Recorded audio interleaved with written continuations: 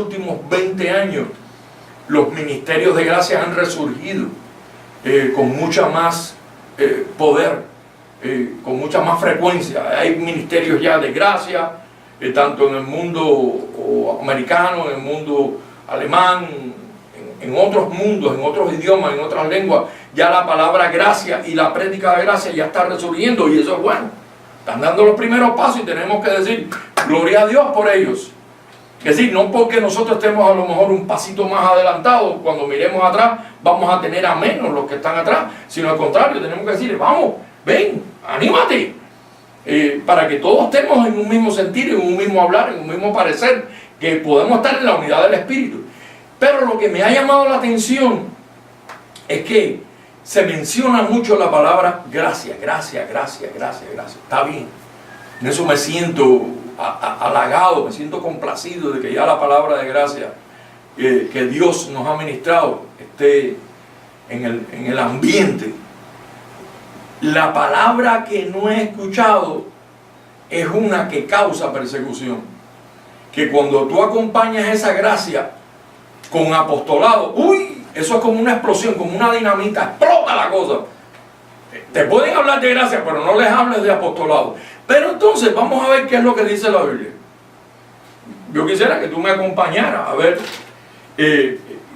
si el que está en los controles me puede ayudar. Que esto es un versículo que dice que Dios primeramente estableció en la iglesia. Vamos a ver qué fue lo que primeramente Dios estableció en la iglesia, allá en primera carta a los Corintios. Si me acompaña. Gracias, gracias, gracias. Pero fíjate lo que pasa aquí. Que dice ahí en el versículo 28, y aún nos puso Dios en la iglesia. Fíjate como dice ahí. Dice primeramente, no segundo, ni tercero, ni cuarto, ni que primero va el pastor, ni el evangelista, ni el profeta, ni el brujo. No. Sino que primeramente puso Dios en la iglesia apóstoles. Entonces, eso me llamó la atención en el sentido que yo dije, apóstoles, que Dios primeramente puso en la iglesia apóstoles, pues déjame buscar otras iglesias. Entonces, la iglesia más antigua, supuestamente, del mundo hispano es la iglesia católica. Y la iglesia católica no tiene apóstoles, lo que tiene es un papa. O obispos. O obispos, pero no tiene un apóstol.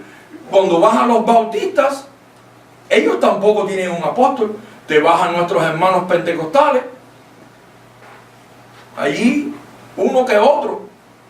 Cuando vas a nuestros hermanos testigos de Jehová, allí brilla por su ausencia la palabra apóstol. Ahí lo que hay son profetas, maestros, ancianos, y así sucesivamente. Me puse a estudiar diligentemente. Yo dije, bueno, si Dios primeramente puso en la iglesia apóstoles, ¿cómo es que la iglesia de hoy día carece de un apostolado? ¿Cómo es que la iglesia carece de apóstoles?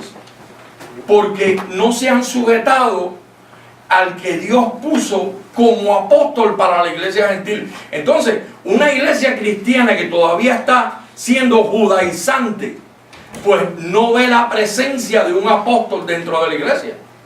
Entonces, vemos ahí que dice que y a uno puso Dios en la iglesia primeramente apóstoles, luego profetas, los terceros maestros, luego los que hacen milagros, después los que sanan, los que ayudan, los que administran, los que tienen don de lengua, y así sucesivamente. Pero el llamado, ¿cuál es el llamado apostólico?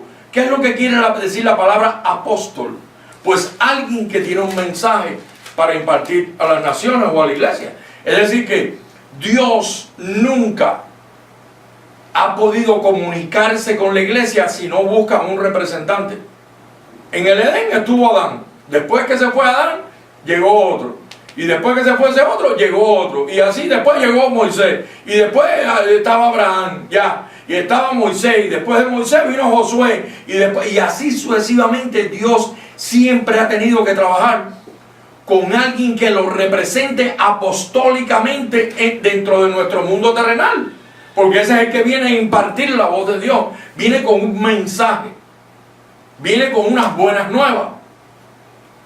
Entonces uno tiene que decir, caramba, y después la iglesia hoy no tiene apóstoles. Es decir que estamos en bancarrota apostólicamente. Es decir que cuando ahora Dios muere y resucita, porque fíjate que mira, cuando Dios se manifestó en carne, ¿qué fue lo primero que hizo? Digo, espérate, yo no puedo estar solo, porque yo soy la gracia y soy el apostolado, pero yo necesito gente que me represente aquí en estas 12 tribus. Pues déjame salir a buscar 12 apóstoles. Y fue y se buscó 12 apóstoles. Se buscó hasta el apostolado del que lo iba a entregar, porque el que le entregó ese tenía un apostolado también, el apostolado de entregarlo. Y eso fue tremendo apostolado. Fíjense, señores, el apostolado de Judas fue un apostolado bien, hay veces que es criticado por muchos, pero fue un apostolado que Dios, al escoger ese apostolado, fue de beneficio a nosotros, porque si Judas no lo entrega, nosotros no hubiésemos podido ser salvos ni alcanzar todas las misericordias de Dios. Así que aún Judas tenía un apostolado importante, el apostolado de entregarlo, de llevarlo a la cruz. Los otros tenían otro apostolado. Ustedes representarán a las 12 tribus de Israel. Lo único que la iglesia viejotestamentaria judaica cristiana ha perdido el eslabón. ¿Y por qué se va el apostolado de Judas y se quedan 11 apóstoles? Porque la tribu de Dan, que era uno de los 12, la tierra se lo tragó.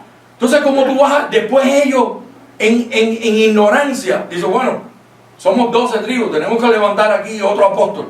No, pero si la tribu de Dan ya había desaparecido, hermano. La tribu de Dan se lo tragó la tierra por causa de desobediencia e ignorancia.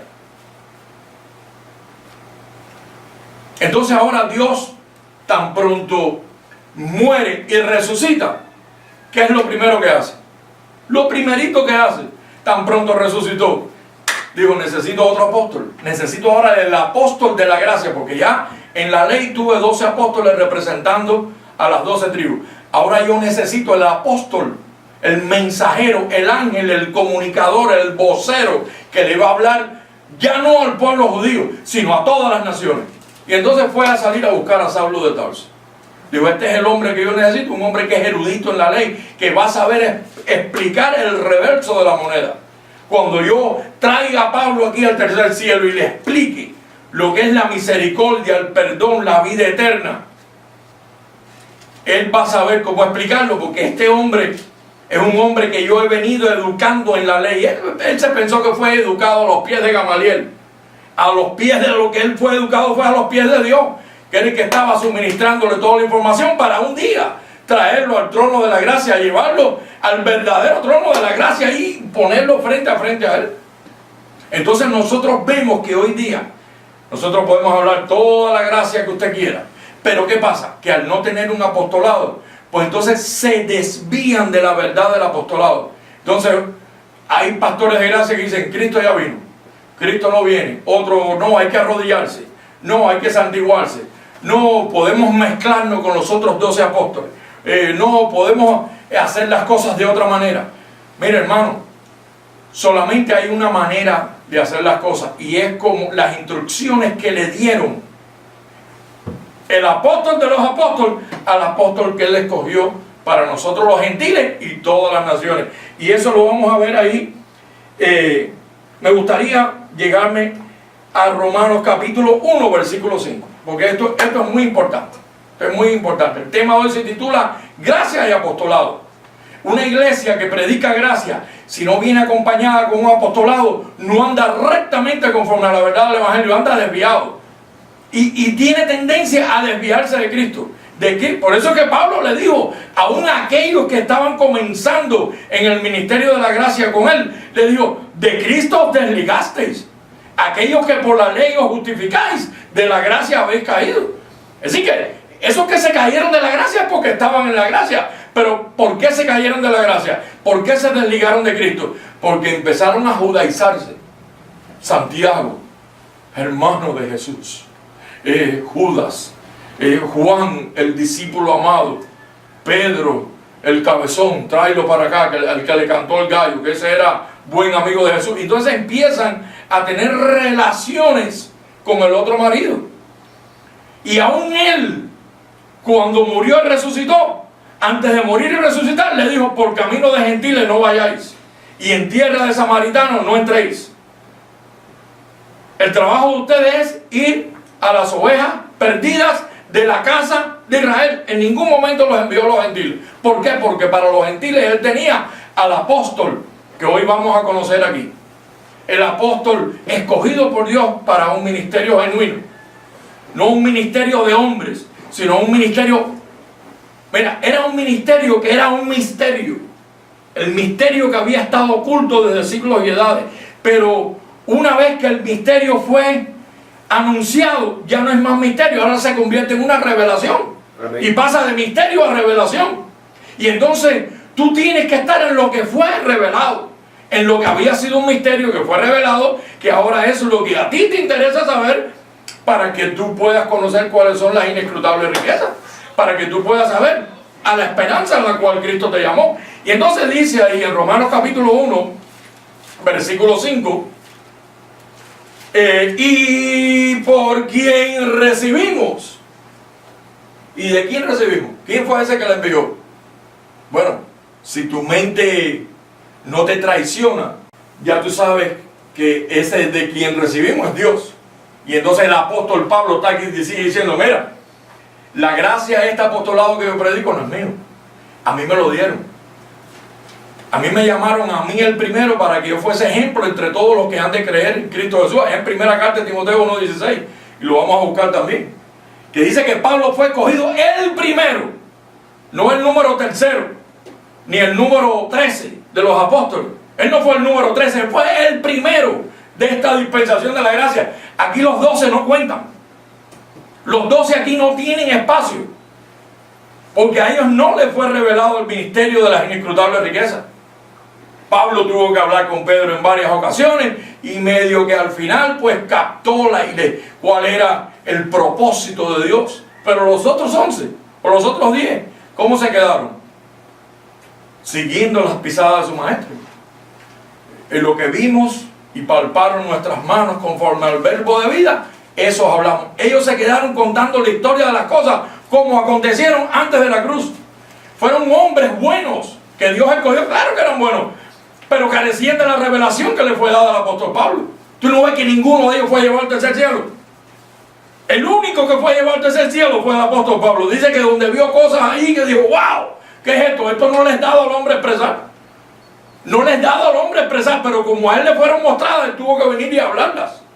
Fuimos redimidos, fuimos santificados, fuimos perfeccionados, fuimos bendecidos. Así que lo que al hombre no le es dado hablar, a él le fue enseñado para que nos lo comunicara.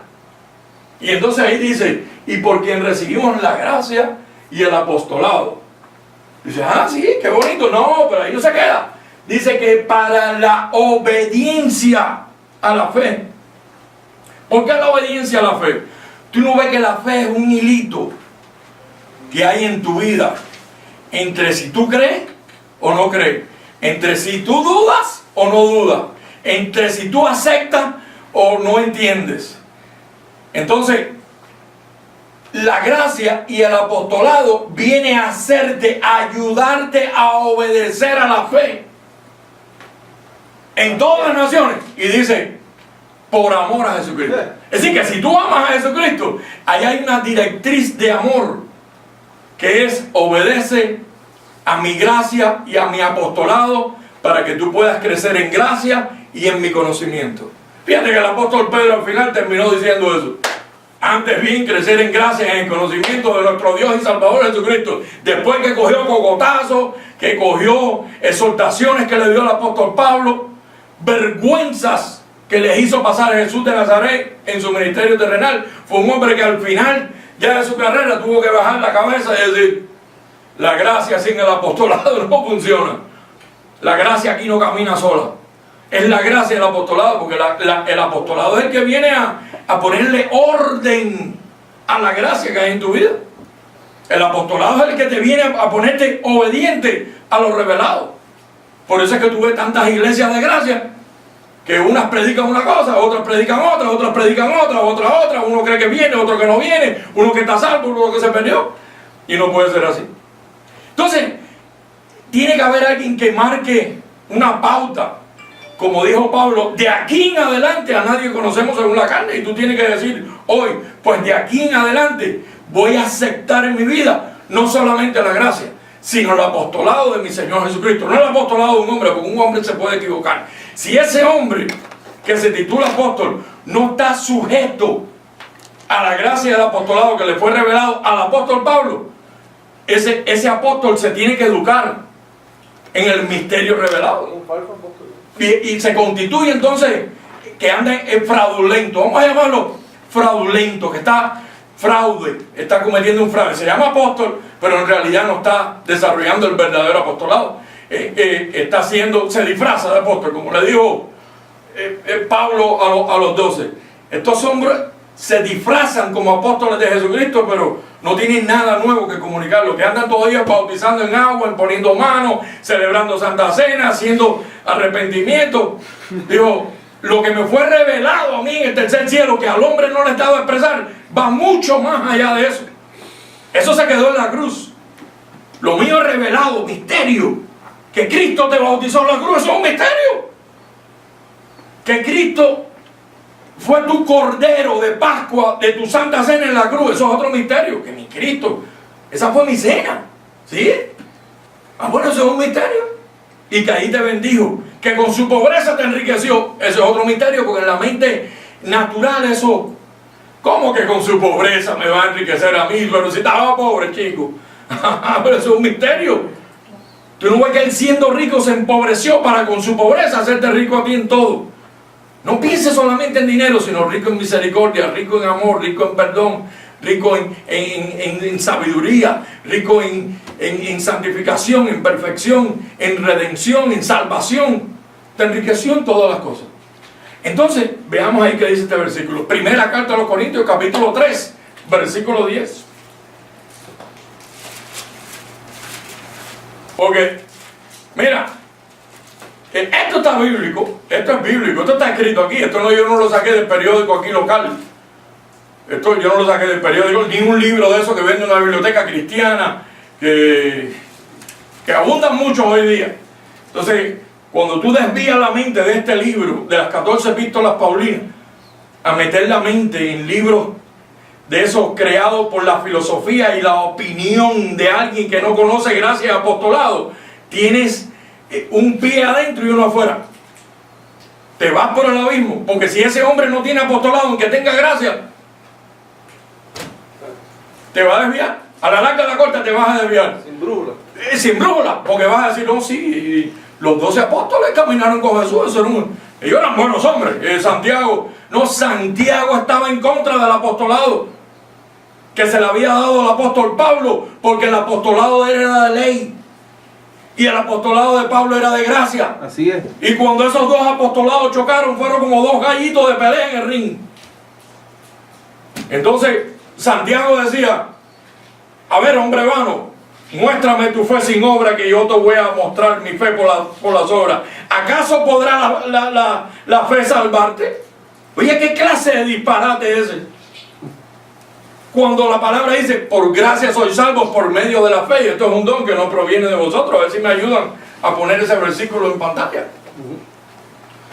Pero eso lo dijo Santiago, eso no lo dijo el bodeguero de la esquina de mi barrio. Eso lo dijo Santiago, está en la Biblia, que la fe no te salva. Entonces, si tú andas atrás de ese apostolado de la ley, por eso es que tú andas desorientado. Pero me salgo, me pierdo, por fin obro, o es por fe, o pago un precio. ¿Qué hago? Me arrodillo, me paro, me pongo a hacer cuclillas. ¿Qué hago, Señor? Voy a hacer pucha. No, esto es en reposo. En reposo. Porque en reposo lo que Dios te quiere es trabajando con la mente. Con la mente.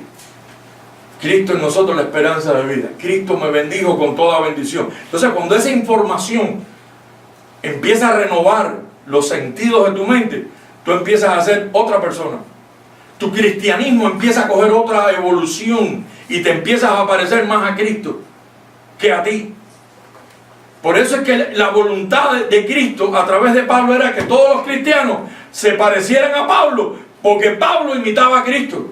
Entonces tú vas a decir, oiga, ¿qué clase de disparate usted está diciendo? Eso es una locura. Bueno, pero Es una locura que está escrita. Porque el apóstol Pablo lo dijo, toleradme un poco de locura. Dijo, ser imitadores de mí. Porque tú no ves que a Cristo resucitado nadie lo vio nada más que Él. A Jesús de Nazaret sí lo vieron mucha gente. Entonces a ese te era fácil imitar. Oye, ese era más bueno y caminaba y hacía historias y leyendas y fábulas y esto y parábolas. A ese te es fácil imitar porque está escrito de Él. La historia escribió de Él. Pero del Cristo resucitado, el único que escribió fue el apóstol Pablo. Entonces a Pablo se le dio la encomienda de venir a predicarlo. Entonces dijo, bueno, ¿y qué les digo? Que te imiten a ti. Porque tú me vas a imitar a mí. Y cuidadito que no me imites. ¿Te acuerdas el día que te dejé ciego por 3 días? Atrévete a no imitarme para que tú veas lo que te va a pasar. Yo soy fuego consumidor. Entonces, por eso es que mira, en una ocasión esto dijo el apóstol Pablo, esto lo digo yo, no lo dice el Señor. Porque él sabía dónde se estaba metiendo. Y en otra ocasión más dijo, esto lo digo yo, no el Señor. Porque él sabía que el oído del Señor estaba atento a todo lo que Pablo predicaba. Y entonces se atrevió a decir esto. Porque por gracia sois salvos. Entonces tú dices, ah, sí, qué bien, porque yo pago un precio, pastor, y yo me esfuerzo y soy valiente y pago mi precio. No, aquí no dice que por precio, aquí dice que por medio de la fe. ¿Y qué cosa es la fe? Bueno, la fe es la certeza de aquello que tú esperas, la convicción de lo que no se ve, y la fe es algo que te fue imputado por leyes espirituales en tu vida para que tú creas que lo que dice Dios de ti es lo que tú tienes que aceptar. Por gracia soy salvo por medio de la fe. Y dice, y esto no de vosotros, pues es don de Dios. Ahora el próximo versículo, mira cómo dice. Por obras. Ahí no dice por obras, Santiago. Y todos los que andan predicando Santiago, los tenemos que exhortar en el día de hoy. Aún pastores de gracia, que se llaman pastores de gracia, pero perdieron la bruja del apostolado porque andan avergonzados de haber pertenecido a un apostolado que cayó. Pero yo no seguí el apostolado de un hombre, yo sigo el apostolado de Jesucristo, el cual es indestructible, inaccesible e incorrumpible. Entonces dice ahí, no por obras para que nadie se gloríe. ¿Qué dice Santiago? Vamos a buscarlo. Santiago capítulo 2. Vamos a buscarlo ahí para que tú no digas que yo estoy hablando mal de Santiago, sino que a Santiago hay que confrontarlo, porque si no te confundes y Santiago te arrastra con su legalismo, y entonces te pone a orar, porque ese que está predicando que Santiago era buena gente y que sí lo podemos aceptar en el mundo de la gracia, Santiago te va a poner a pagar un precio y a orar. Veamos cómo dice ahí, Santiago capítulo 2. Aquí yo lo tengo bien clarito aquí, antes que saquen pantalla.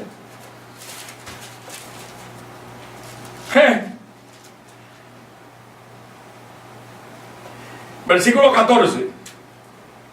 Óyete esto, qué clase de supuesta revelación tuvo Santiago ahí. Dice, hermanos míos, oye eso, ¿qué? Hermanos míos, ¿de qué aprovechará? Disculpe. Si alguno dice que tiene fe y no tiene obras. Este es uno de los disparates más grandes que dijo Santiago. ¿Podrá la fe salvarle? Eso está escrito en la Biblia. Entonces, una iglesia que tiene gracia o no tiene gracia, y mucho menos apostolado, que leen estos versículos, dicen, hermano, y Santiago, hermano de Jesús. Y entonces por ahí te empiezan a traer a Jesús a tu vida. Y tú, oye, ¿verdad? ¿Quién iba a saber más que el hermano si vivía en la misma casa? ¡Claro! Pero ¿cuántas veces tuvo que reprender a Jesús a Santiago? En una ocasión Santiago llegó y le dijo, oye, mi hermano, vamos para la fiesta de los panes sin levadura, para que vean que tú eres mi hermano y que tú haces milagros. Para que vean tus milagros. Eso está en bíblico también.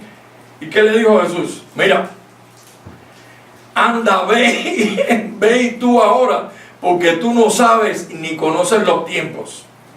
Aún mi tiempo de presentarme no ha llegado. Anda, ve y vete tú solo ahora.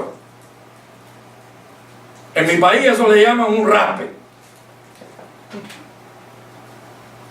Le cayó la boca.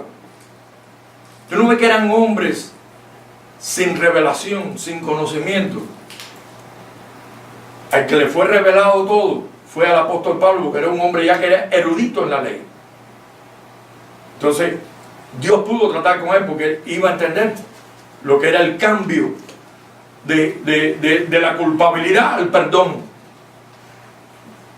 Era el único que iba a poder entender eso, porque tenía una base bíblica, tenía un conocimiento, tenía un fundamento en su vida de lo que era el pecado. Ellos eran pecadores, pero no sabían por qué eran pecadores. Fue el Pablo el que vino a explicar, porque por un hombre entró el pecado al mundo. Romanos capítulo 5, versículo 12. Mas por un hombre entró el pecado al mundo, mas por otro, por Jesucristo, llegó la misericordia y el perdón. Veámoslo ahí. Por tanto, como el pecado entró al mundo por un hombre, todos ellos decían que era por una mujer. Dime qué iglesia no te acusa a Eva como la causante del pecado en el Edén. Casi toda la iglesia te dice que, oh, Eva, por eso es que los judíos, los israelitas y los musulmanes eso la tratan tan mal, porque la tienen como la causante del pecado en el Edén.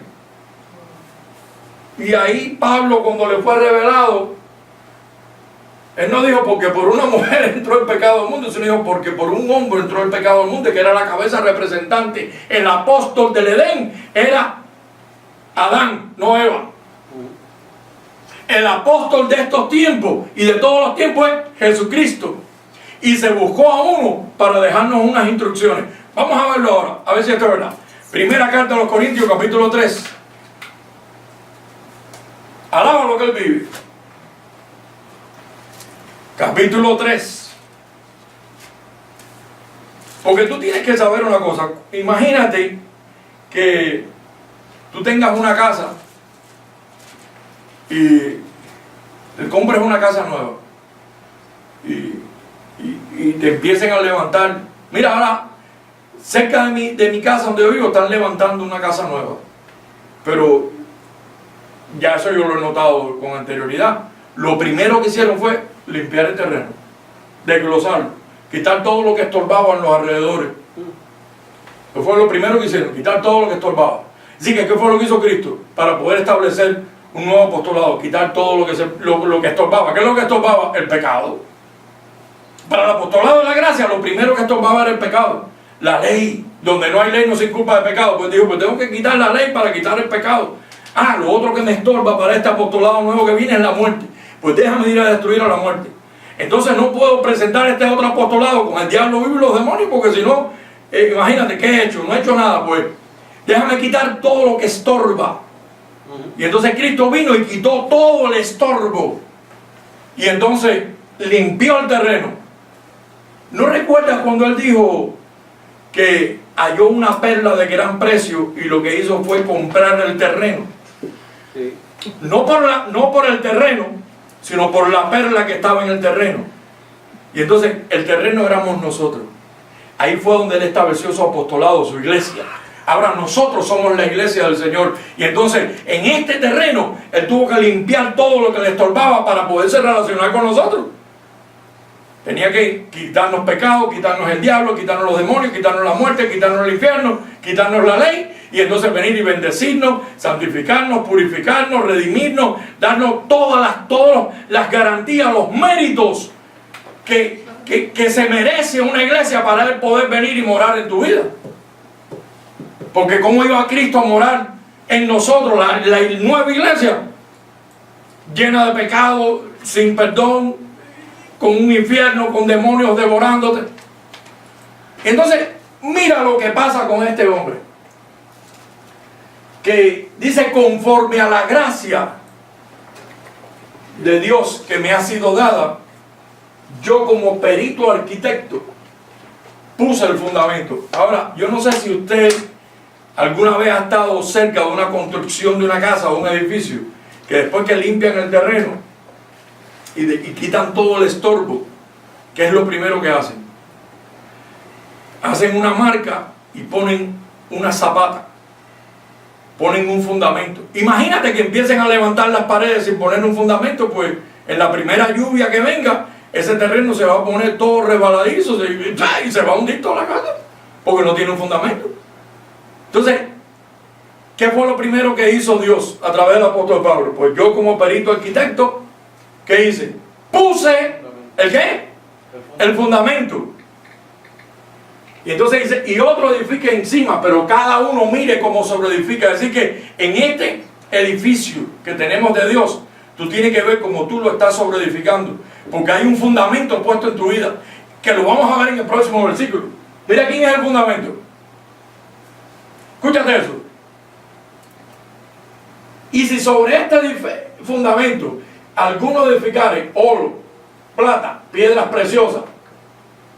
Perdón, versículo 11. Sí, piedras preciosas, madera, heno o hojarasca. ¿Qué pasaría? El fuego lo va a probar.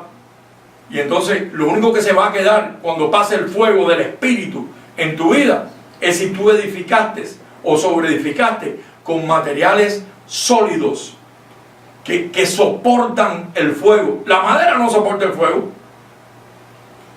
La hojarasca no soporta el fuego. El heno tampoco soporta el fuego. Es decir, que lo que soporta el fuego es el oro, porque cuando tú lo pones al fuego, todas las impurezas del oro lo va refinando y después te queda oro. Por eso es que le llaman oro 24, oro tanto. ¿Por qué? Porque lo han venido refinando. Sí, señor. Y así mismo le pasa a la plata o le pasa a las piedras preciosas, que tú lo ves que la cogen, y cuando la cogen es un carbón feo ahí, un diamante feo ahí, que tú dices, ¿y esto qué cosa es esta piedra cristalina? Bueno, eso es un diamante. Pero él verdaderamente se pone maravilloso cuando tú lo llevas a la joyería y lo coge un experto, no cualquiera, y lo empieza a darle unos cortes para cuando tú lo pongas en la luz, él se ponga multicolorido. Para eso tiene que ser un experto. Eso fue lo que Dios hizo en nuestra vida, porque dice, la obra de cada uno se hará manifiesta, porque el día la declarará, pues por el fuego será revelada, y la obra de cada uno, cualquiera que sea, el fuego la probará. Próximo versículo. Si permaneciere la obra de alguno que sobreedificó, recibirá recompensa. El versículo que te quiero tratar ahora es este versículo, que el fundamento ya está puesto en nuestras vidas. Y el fundamento, para sorpresa de muchos, vamos a ver quién es. Vamos a ver quién es el fundamento, porque hay veces que piensan que el fundamento es el pastor de la iglesia o el profeta. No, el fundamento es este personaje que está aquí, porque nadie puede poner otro fundamento que el que está puesto, el cual es Cristo. Es decir, que el fundamento de tu casa espiritual es Jesucristo. Por eso tú necesitas levantar con alimento sólido, con materiales sólidos, porque tu fundamento es firme. Tu fundamento no se va a hundir.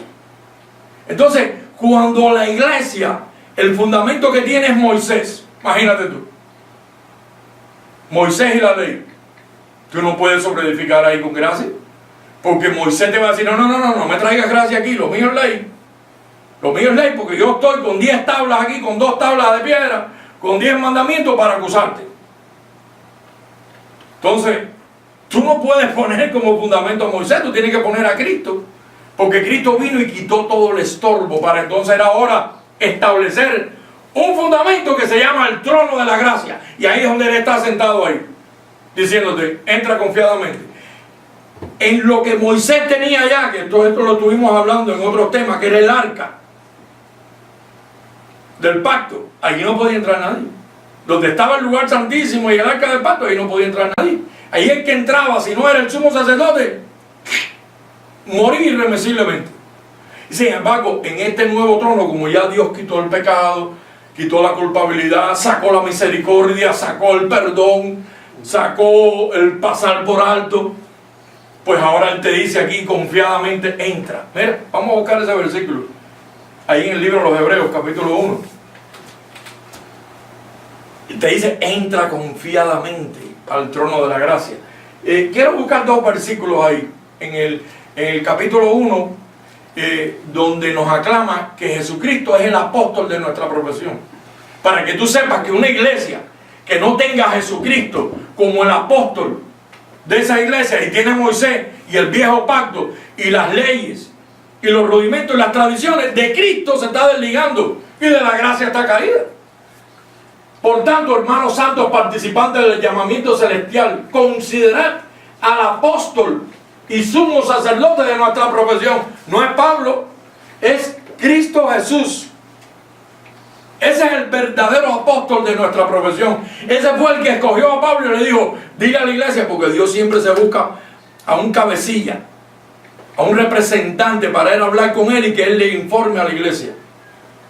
Ese es el verdadero apóstol de nuestra profesión. Entonces, una iglesia nueva testamentaria que se titula de gracia, tiene que tener primeramente, tiene que tener a Jesucristo como sumo apóstol, y como mensajero tiene que tener al apóstol Pablo, no a Santiago, ni a Juan, ni a Moisés, ni a Mateo, sino tiene que tener a Pablo, que fue el hombre escogido por Dios, que le fueron revelados los misterios. Vamos a ver ahí en primera carta a Timoteo capítulo 1, en el versículo 16, a ver cómo dice esto. Es muy importante, hermano. Esto hay veces que suena un poco, mira, aún el apóstol Pablo dijo, quisiera cambiar de tono, pero es que esto no se puede hablar así, hermanos. El apóstol Pablo es el hombre que viene a traerles la revelación, porque cuando me veas así, tan suave, no me vas a prestar atención. Por eso es que el apóstol Pablo era así también, exhortándoos, diciéndoles, Jesucristo cuando vino, también vino a exhortar a la iglesia, porque la iglesia va por un camino y Cristo va por el otro. Mira cómo dice ahí, pero por eso fui recibido misericordia, y yo también, para que Jesucristo mostrase en mí el primero. No fue Santiago, no fue Pedro, no fue Mateo, no fue Juan, sino fue Pablo, el primero. Dice ahí, toda su misericordia y su clemencia, para que él fuese ejemplo de los que habrían de creer en él para vida eterna. Así que si a ti te gusta la vida eterna y quieres creer en la vida eterna, vete a buscar los escritos del apóstol Pablo, porque esos son los que te van a hacer sabio, los que te van a traer tranquilidad. Claro que tengo vida eterna si estoy bendecido. Claro que tengo vida eterna si ya me dieron salvación eterna y no la puedo perder. Claro, si fui redimido de la maldición de la ley y del pecado en la cruz de Calvario. Es Pablo quien te dice eso, no Mateo. Alábalo si puede ahora.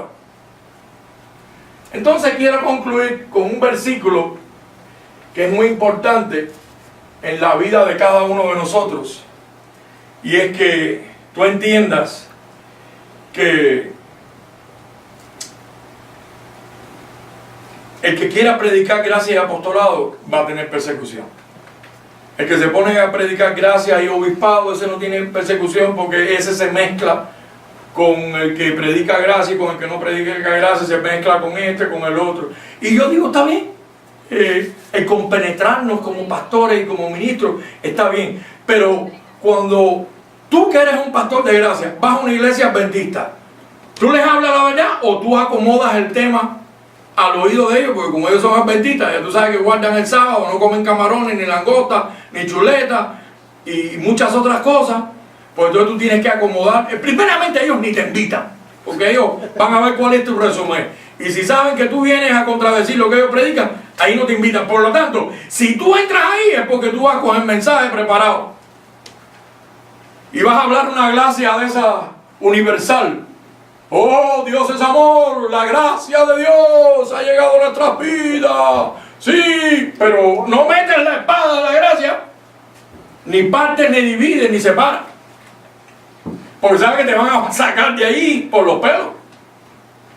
Y así lo mismo pasa si vas a otra congregación. Entonces, yo estoy viendo que el apostolado del apóstol Pablo no era, digo, si yo agradara a los hombres, no fuera siervo de Jesucristo, no serviría al Señor.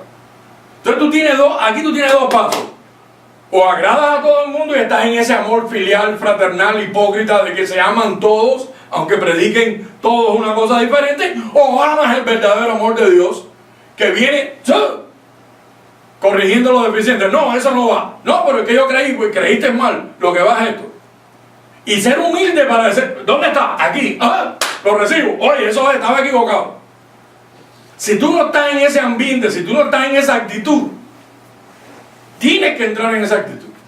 Debes entrar en esa actitud. Te exhortamos, oramos a que te unas a esa actitud, a lo que está escrito. Por amor a su nombre. Por amor a su nombre. Porque mira, el apostolado de la gracia, ¿qué es lo que hace? Consuela a la iglesia. Le enseña que ha sido prosperada en todas las cosas. Le enseña que ha sido trasladada del reino de las tinieblas al reino de su amado Hijo. Le enseña que su salvación no la puede perder. Le enseña que fue bautizado en su muerte. Le enseña que la cruz del Calvario sirvió para ventilar todo aquello que te estorbaba. Y eso solamente lo hace el apostolado de la gracia de nuestro Señor Jesucristo. No el apostolado de un hombre, porque yo escucho de apóstoles que hay por ahí por el mundo. Pero digo, oye, un apóstol, oye, qué bueno. Déjame interesarme en qué predica. El apostolado que tienen es el apostolado judaizante.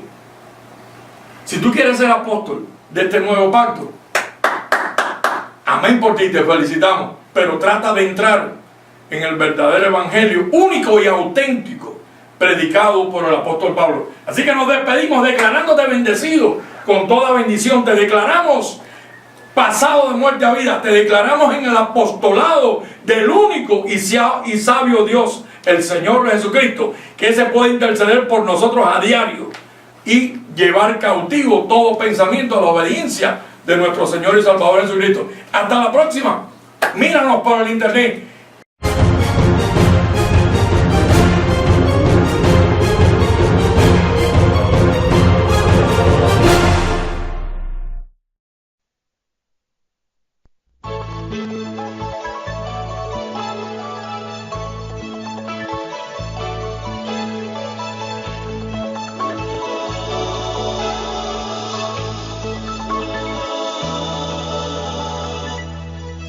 ¿Cuál es la idea de seguir, hermanos, bajo las prácticas del viejo pacto?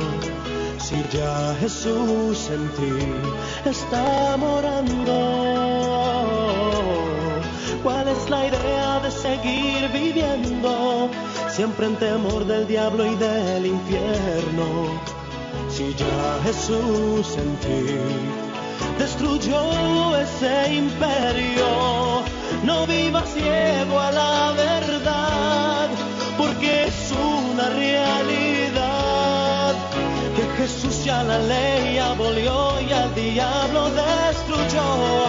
Por nosotros vengo en el nombre del apostolado, que con denuedo dice la verdad, que la ley y la gracia no se pueden mezclar. No vivas más bajo los rudimentos, ni en cuanto al ejercicio corporal, y no obligues a los gentiles más a judaizar, sino vivir por fe sin ritos. ¿Cuál es la idea de seguir, hermanos, a los creyentes siempre bautizando? Si ya Jesús en ti está morando, ¿cuál es la idea del pan y el vino? Si es obvio que eso no es más que un rito, son símbolos de Cristo. Dejen ya esos sacrificios, no vivas ciego a la verdad, porque es una realidad que Jesús ya la ley abolió y al pecado eliminó. Por nosotros vengo en el nombre del apostolado, que con denuedo dice la verdad, que la ley y la gracia no se pueden mezclar. No vivas más bajo los rudimentos, ni en cuanto al ejercicio corporal,